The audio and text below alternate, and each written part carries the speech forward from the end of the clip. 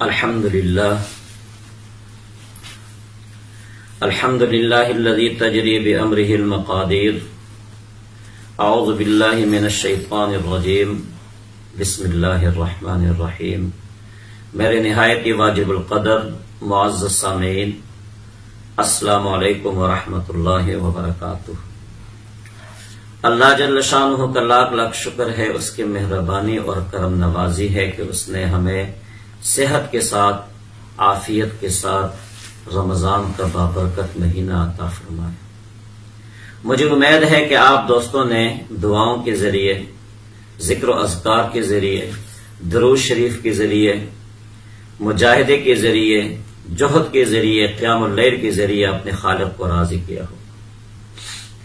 آج جب ہم نے عید کی نماز ادا کر دی تو اللہ جل شانہ نے رمضان کا صلہ اپنے بندوں کو عطا فرما دی، رضا کی صورت میں اور خوشنودی کی صورت میں. اور اس سے بڑا صلہ کیا ہو سکتا ہے کہ اللہ جل شانہ کسی بندے سے راضی ہو جائے. ضرورت اس بات کی ہے کہ رمضان کے گزرنے کے بعد، اس اجر کے مستحق ٹھہرنے کے بعد، ہم اس تسلسل کو باقی رکھیں، اس تسلسل کو جاری رکھیں. جو ہمارا مزاج بن گیا ہے رمضان المبارک میں عمل کرنے کا، روزہ رکھنے کا، اس مزاج کو ہم برقرار رکھیں تسلسل کے ساتھ موت تک. اور اس کے لیے حضور آقا صلی اللہ علیہ وسلم نے ایک اہم ترین عمل بتایا رمضان کے روزے رکھنے والوں کے لیے. آپ نے فرمایا جو آدمی رمضان کے روزے رکھے اور اس کے بعد شوال کے 6 روزوں کا اہتمام کرے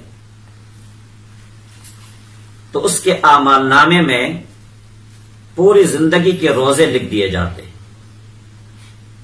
گویا کہ اس نے پوری زندگی روزے سے گزار دی ہو.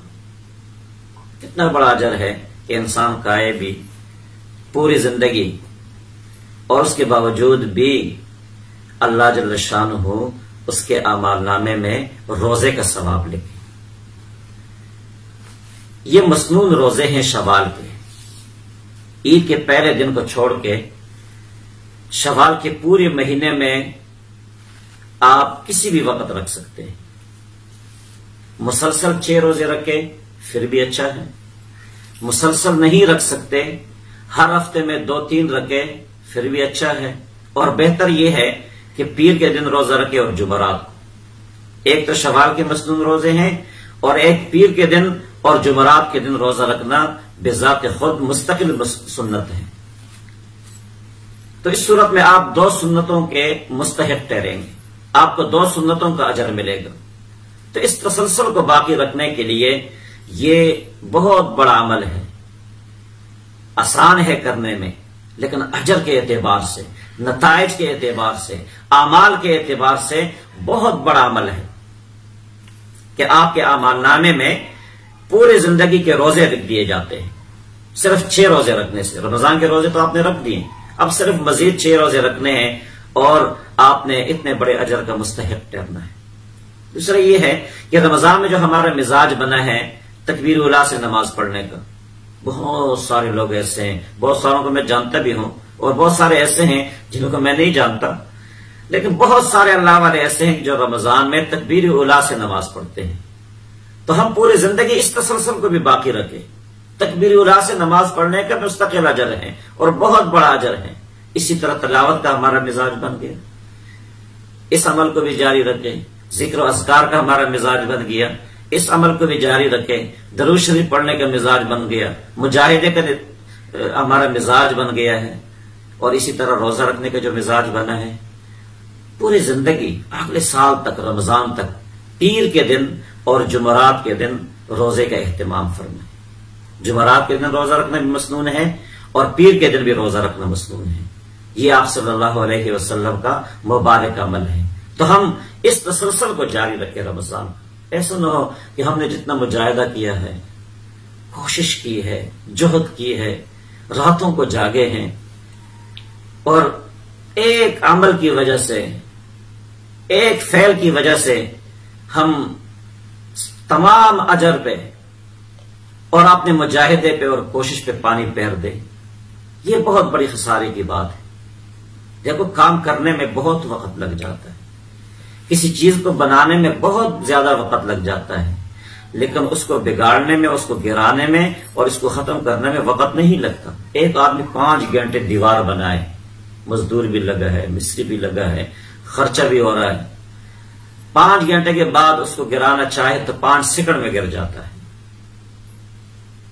اس لیے کسی چیز کو بنانا مشکل ہوتا ہے، خزانہ جمع کرنا مشکل ہوتا ہے، لیکن اس کو گرانا یہ بہت آسان ہوتا ہے، وقت ہی نہیں لگتا۔ تو اس لیے ہم اپنے اعمال کی حفاظت کریں۔ جو ہم نے اعمال نامے میں مجاہدے کو جمع کر دیا، تلاوت کو جمع کر دیا، قیام اللیل کو جمع کر دیا، تلاوت کو جمع کر دیا، روزوں کو جمع کر دیا، ہم ان اعمال کی حفاظت کریں۔ جس طرح دنیا میں ہم زیورات کی حفاظت کرتے ہیں، مال و دولت کی حفاظت کرتے ہیں، اس کو بینک میں جا کر جمع کرتے ہیں، کہیں چور کے ہاتھ نہ لگ جائے، کہیں ڈاکو کے ہاتھ نہ لگ جائے، میرا خزانہ لٹ نہ جائے، اسی طرح جس طرح ہم دنیا میں ان زیورات کی حفاظت کرتے ہیں، اس کے لیے تدابیر اختیار کرتے ہیں، سوچ اور فکر کرتے ہیں، اسی طرح ہم اپنے ان اعمال کو بھی محفوظ کرنے کی سوچ و فکر کریں، کوشش کریں جو ہم نے رمضان میں کی یا رمضان سے پہلے کی۔ کوئی ایسی حرکت ہم نہ کریں، کوئی ایسا فعل ہم سے سرزد نہ ہو کہ ہم 1 سیکنڈ میں 5 سیکنڈ میں اپنی پوری زندگی کے اعمال پر پانی پھیر دیں۔ اور یہ بہت بڑی خسارے کی بات ہے۔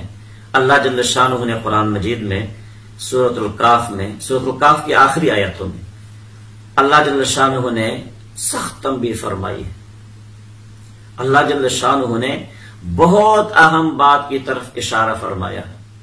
قل اعنبئکم بالاخسرین اعمالا، اللہ نے فرمایا قل اعنبئکم بالاخسرین اعمالا، کیا میں تمہیں ان لوگوں کی نشاندہی نہ کروں جو اعمال کے اعتبار سے بڑے خسارے میں، یعنی اعمال کر کے بھی خسارے میں ہیں۔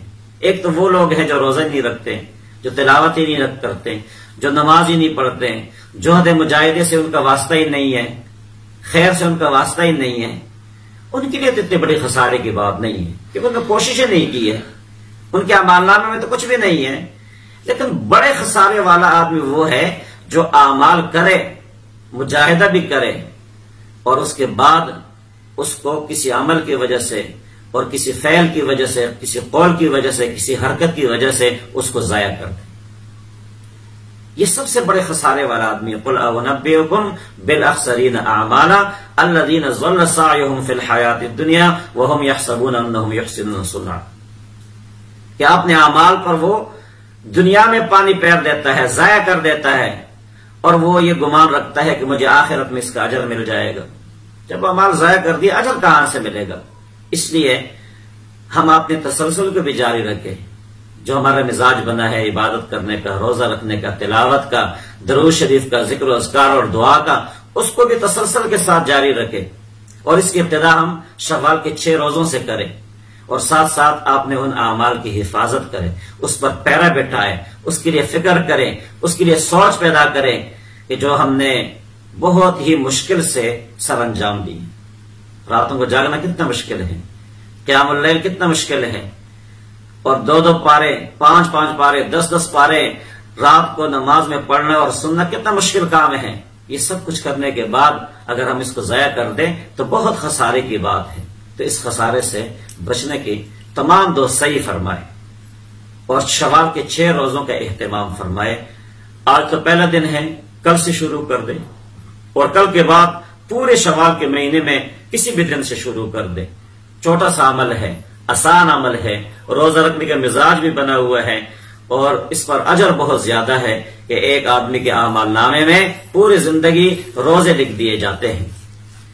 خود بھی اس پر عمل کریں، اپنے گھر میں بھی اس عمل پر توجہ دے، ترغیب دے، زبردستی تو نہ کریں۔ گھر میں بھی زبردستی نہیں کرنی چاہیے، اپنے بچوں پر، گھر والوں پر، ان کو ترغیب دے، ذہنی طور پر ان کو اعمال کے لیے تیار کرے، نمازوں کے لیے تیار کرے. اور یہ 6 روزے اگر اجتماعی طور پر گھر میں رکھے تو یہ بڑا آسان ہے، اہتمام بھی زیادہ نہیں کرنا پڑتا. اکیلے رکھنا یہ بڑا مشکل ہوتا ہے، ایک دن ایک کا روزہ ہو، دوسرے دن دوسرے کا ہو، پھر مشکل ہوتا ہے. اگر سارے اہتمام کے ساتھ رکھے تو آسان بھی ہے. تو خود بھی اس پر عمل کریں، اپنے دوستوں کی بھی ترغیب دیں، اور تمام دوستوں سے یہ بھی گزارش ہے کہ ہماری اس ویڈیو کو زیادہ سے زیادہ شیئر کریں. اور اس سلسلے کے لیے ہم نے ایک تو یوٹیوب پہ اپنا چینل بنا ہے الحرمین کے نام سے، اس کو سبسکرائب کریں. اور ایک پیج ہے ہمارا سوشل میڈیا پہ الحرمین قرآن کمپلیکس کے نام سے، اس کو لائک کریں تاکہ یہ دینی باتیں، یہ علمی باتیں زیادہ سے زیادہ لوگوں تک پہنچے. جزاکم اللہ خیرا، احسن الجزاء. آپ کا بھائی حافظ محمد اقبال.